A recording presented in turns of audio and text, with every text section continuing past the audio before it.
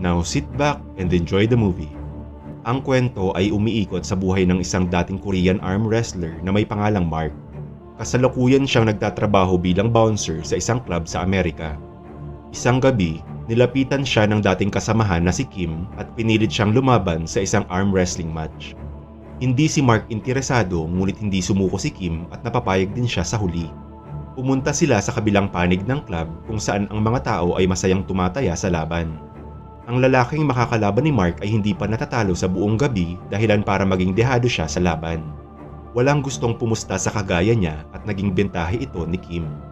Nagsimula ang laban at pinatunayan ni Mark kung bakit siya tinawag na professional arm wrestler. Sobrang nahirapan ang kalaban ngunit hindi niya man lang nagalaw ang kamay ni Mark ng kahit na 1 pulgada. Kahit na hindi ito sineryoso, nanalo pa rin si Mark sa laban at napanalunan ni Kim ang balde na puno ng pera.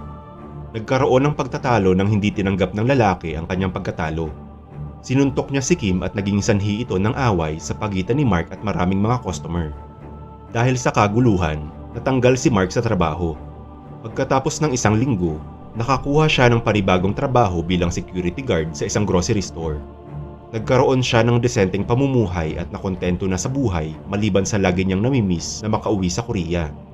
Merong isang arm wrestling tournament na gaganapin sa Seoul at ang mananalo ay pwedeng lumaban sa international level.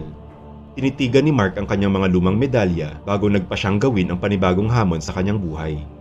Nang makarating siya sa Seoul, sinundo siya sa airport ni Kim.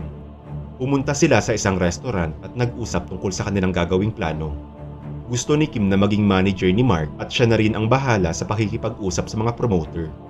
Iniling niyang maging maganda ang kakalabasan ng mga laban, ngunit plano niyang pumasok sa negosyo ng patayaan upang kumita pa ng mas maraming pera. Para dito, kailangan